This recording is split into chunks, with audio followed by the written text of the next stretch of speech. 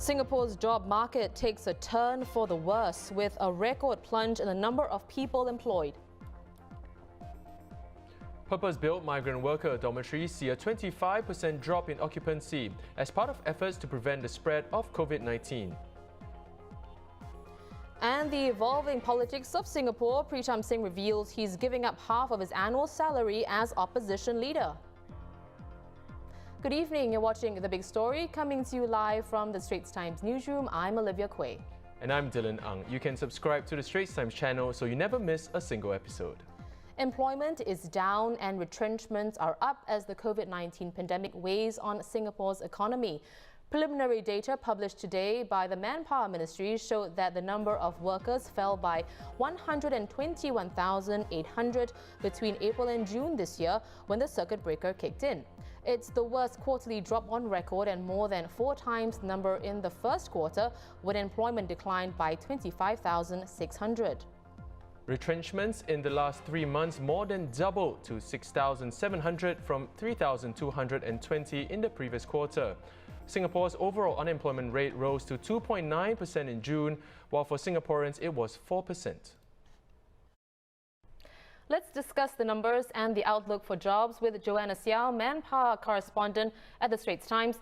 Joanna, the main unemployment rate rose to 2.9% and went up to 4% for Singaporeans, while retrenchments have also shot up. Is this as bad as it's going to get, or is there worse to come? Thanks, Olivia and Dylan. So it can be seen as a good or bad thing, but unemployment rates and the quarterly retrenchment numbers are actually still below the peak of the global financial crisis in 2009. And although economists are saying that the economic contraction has likely bottomed out in the second quarter, the labour market typically lags behind the economic growth cycle. So I think we haven't seen the worst of the job losses yet. And some economists are expecting the overall unemployment rate to climb higher to maybe 3% or more by the end of the year.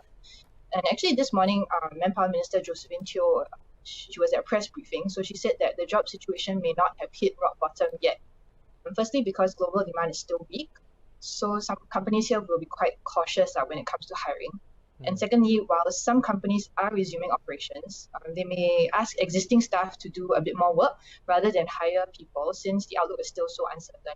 And for example, F&B outlets, they can see more customers, but business won't be at pre-COVID levels yet because of safe distancing rules. Now, Joanna, the government is ramping up efforts to help people find work. What are some of the key initiatives, and will they help to create enough jobs? Okay, so the latest initiative, which was announced today, is that 13,000 work attachments will be available for mid-career job seekers, and they can start applying from Saturday. So these aren't permanent jobs, but they're meant to provide real-world industry experience so that people can build up their resumes and they can get some income while they're waiting for opportunities to open up. And it's part of the big SG United Jobs and Skills package, which aims to create close to 100,000 opportunities for job seekers in the next year. And these aren't all jobs, so they include attachments or traineeships and training places. And the government is actually subsidizing the training allowances for people while they're on attachments and training courses so that it's easier to get companies on board to offer these positions. And depending on the scheme, the allowance can be from 1,100 to 3,000. So there has been some concern about whether all the opportunities being created are going to be good enough for job seekers. And I think the reality is that no, because there won't be enough permanent jobs for everybody who needs one. So there are probably going to be some people and some families who are going to suffer big drops in income.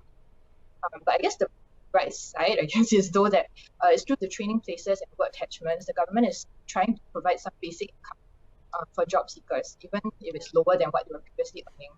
And for people who are taking up career switches, so they could be moving into new growth industries, then there's the hope that prospects will improve in time to come. Right. Well, with retrenchments on the rise, is it inevitable that there will be more layoffs like the one Resorts World Sentosa announced a few weeks ago?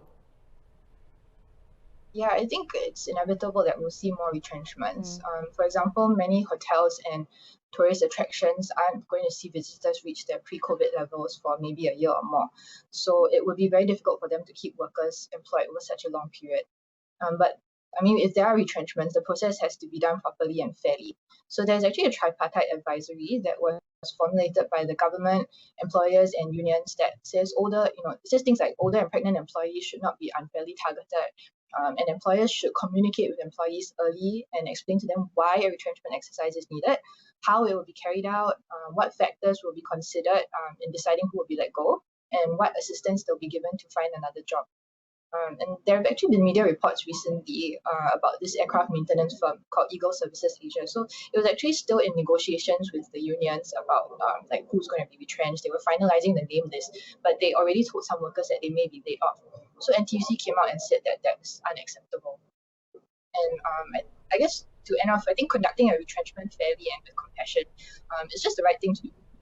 And beyond that, it also makes business sense for a company that's going to need workers again in the future when things improve, because you don't want to jeopardize your company's reputation because of how you treated workers when things were bad. Well, thanks, Joanna. That was Manpower correspondent of the Straits Times, Joanna Seow. The government is also extending job support initiatives to people with disabilities. Desmond Lee, National Development Minister and Minister in charge of Social Services Integration, said today that various agencies will continue to assist persons with disabilities find training opportunities and employment. At the same time, the government is helping companies and employees adapt to a mostly remote working environment. Mr. Lee said the goal is to build a more inclusive workplace and, in doing so, a more inclusive Singapore.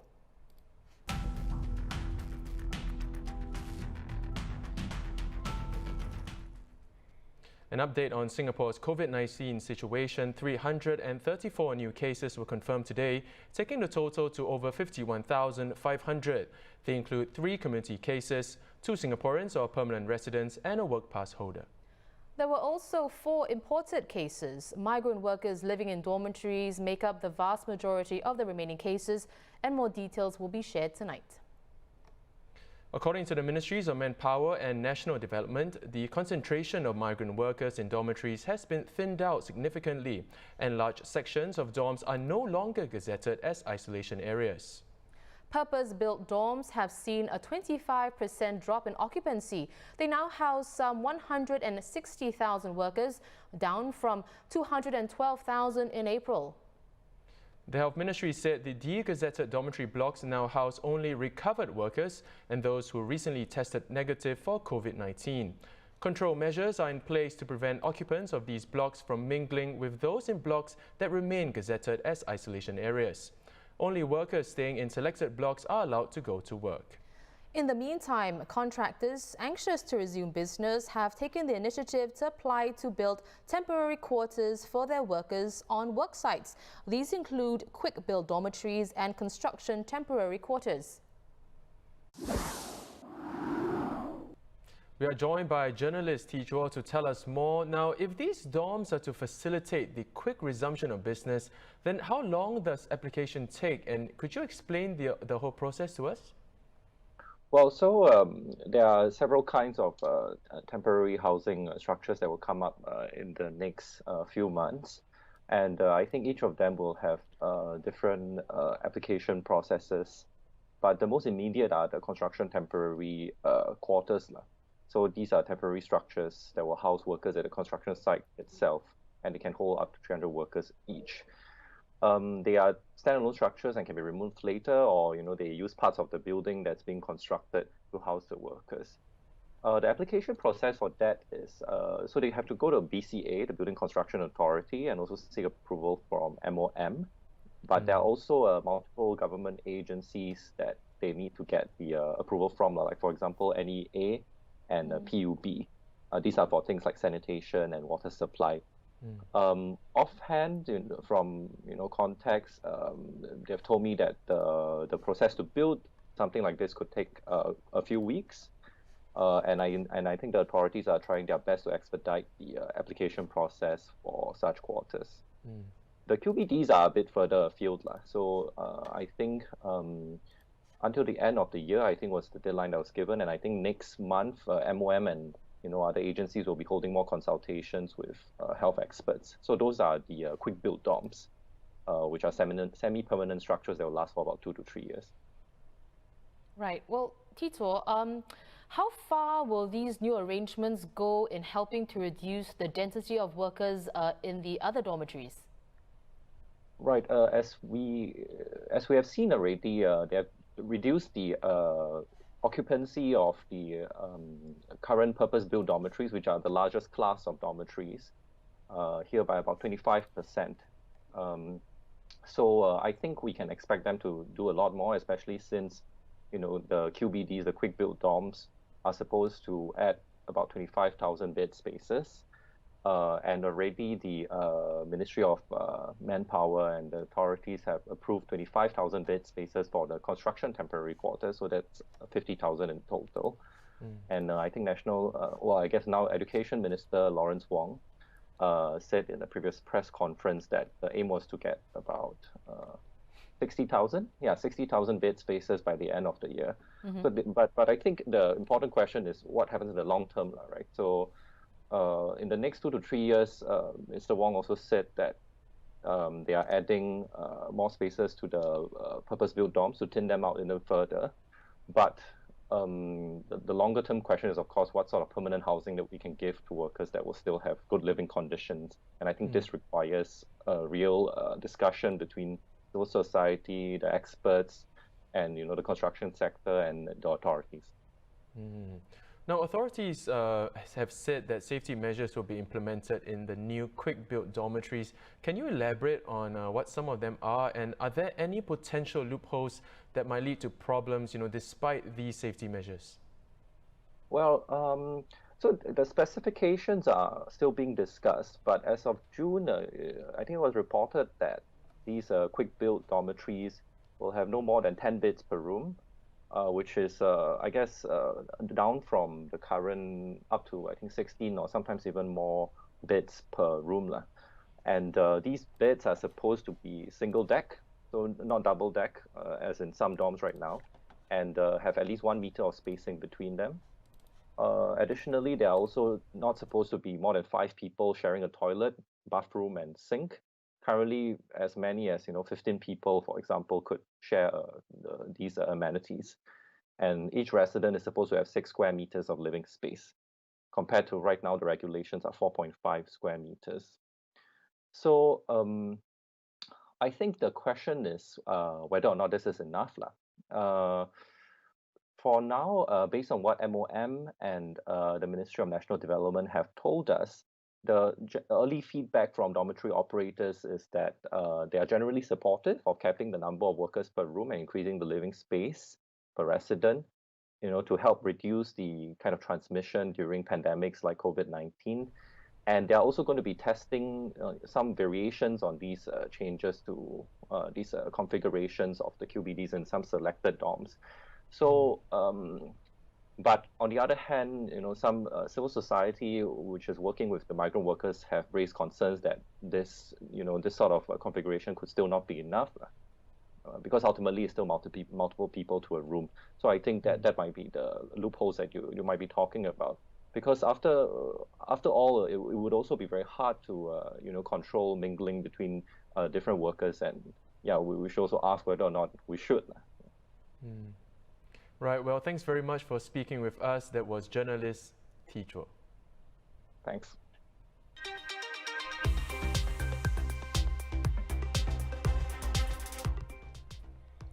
Also in the local headlines, Prime Minister Lee Hsien Loong's nephew Lee Sheng-woo was fined $15,000 today after the High Court found him guilty of contempt by scandalizing the court in a Facebook post he made in July 2017. If Mr. Lee doesn't pay the fine, he'll have to serve a default jail term of 1 week. Mr. Lee was absent from court.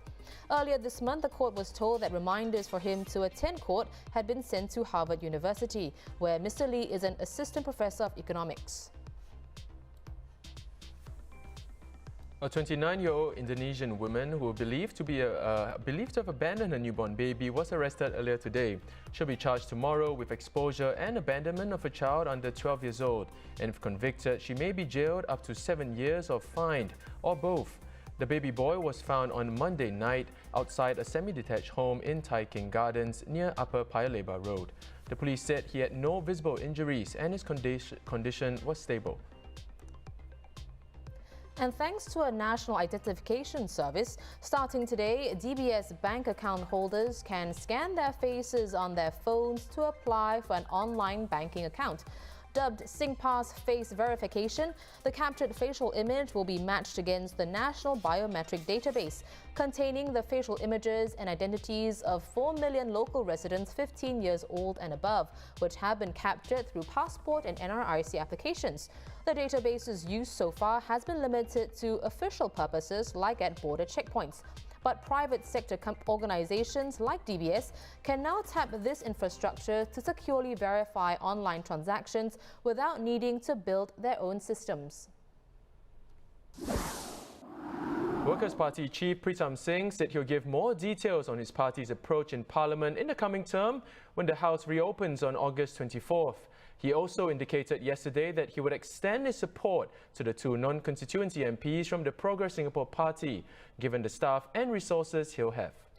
There's been much interest in the resources Mr. Singh will be accorded as Singapore's first leader of the opposition. His new duties include leading and organising scrutiny of the government's positions and actions, as well as leading the opposition in presenting alternative views during debates on policies. He'll also be consulted on the appointment of opposition MPs to select committees and may sometimes be asked to attend official state functions and meetings. To ensure he can fulfill this role, Mr. Singh will be accorded certain privileges like the right of first response among MPs and a longer speaking duration for speeches equivalent to that given to political office holders. He'll also get briefings on issues of national interest on top of government data and information available to other MPs. Mr. Singh will also receive double the allowance of an elected MP, making his annual package $385,000. He will also get an allowance to hire up to 3 legislative assistants and will be provided with a secretary. Well, let's take this discussion further with Eugene Tan, Associate Professor of Law at Singapore Management University. Prof Tan, out of Mr. Singh's new duties as opposition leader, which do you think is the most significant in the governance of Singapore? Well, Olivia, I think when you look at the duties, they are not really new duties.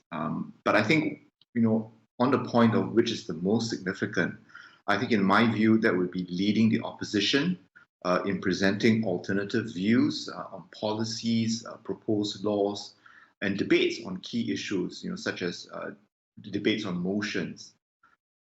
I say it is the most significant because it will go beyond what the opposition is most well known for in today's context, which is really asking questions, pushing the government to respond to certain public concerns.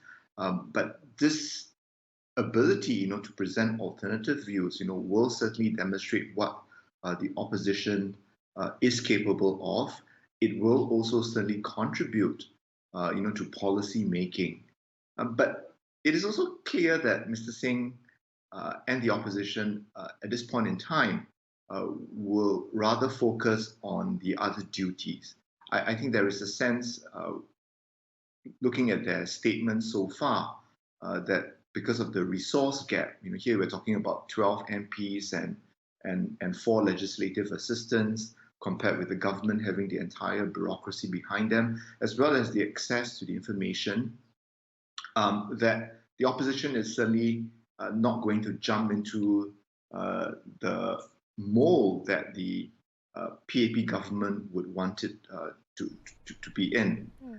So I think here, we are really seeing in the course of the new 14th Parliament, that contestation over what the leader opposition should do, what is the role of the opposition in today's context. These are issues that I think we will see underlining, many of the discussions in Parliament. Now, Professor, 10 elected MPs from the Workers' Party plus 2 more NC MPs from the Progress Singapore Party. Do you think the LO position will drastically change the opposition's role? Not at all. I think the leader of the opposition's office, as it currently is, will not drastically change the opposition's role. I think perspective is important here. we are looking at the opposition holding no more than 11% of the elected seats. There is the very great gap in terms of resources that they can mobilize. But certainly, the opposition's role through the leader of the opposition office will be institutionalized. And I think that's an important and timely development because it recognizes the role that the opposition plays in our system of parliamentary checks and balances. But more than that, it also seeks to socialize the opposition into the role that they would play as a responsible, credible, and loyal opposition. But in many ways, when you look at the opposition's role in the course of this leader of the opposition's office, I think it's very much seeks to prepare Singapore for the day in which we do evolve into a two-party or a multi-party system. So I think in that sense, much as the role will not change in the short term, I see this as a way station in the journey towards the opposition becoming capable of being the government in waiting. Right. Well, let's focus on the current, on the first opposition leader, Mr. Pritam Singh, of course. Now, he said he'll donate half of his LO salary, which is about $96,000 before tax, to several purposes, including the WP Community Fund and Grassroots Committee. Mr. Singh's Facebook post drew more than 400 positive comments from netizens. Prof. Tan, what do you think Mr. Singh's act signals? Well, I think here it signals, the intention of Mr. Pritam Singh, as the first leader of opposition, to use that office and mold it as one which is for the ultimate benefit of Singapore and Singaporeans. So even though the office really is a privilege that he has, a privilege that is earned, but I think he sees that, there is the opportunity to ensure that it is being used for the greater purpose. And I think it's quite clear that the generosity has not gone unnoticed. But I think it's also perhaps an indirect reference to the very controversial issue of ministerial salaries, which is always a hot button issue. But I think it's also important to recognize that MPs are free to decide how they want to use their parliamentary allowances. But again, to each his own. But certainly Mr. Singh's gesture, has gone down very well. Great insights as always, Prof. Tan. Thank you so much for coming on the show. We've been speaking to Associate Professor of Law Eugene Tan from SMU.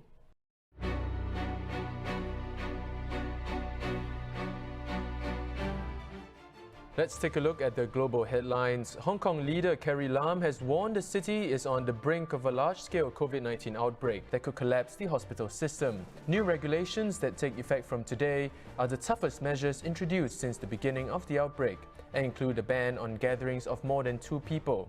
In Australia, officials have sent an emergency medical team, usually deployed to disaster zones, to care homes for seniors in Melbourne to try and help contain a rapidly spreading coronavirus outbreak.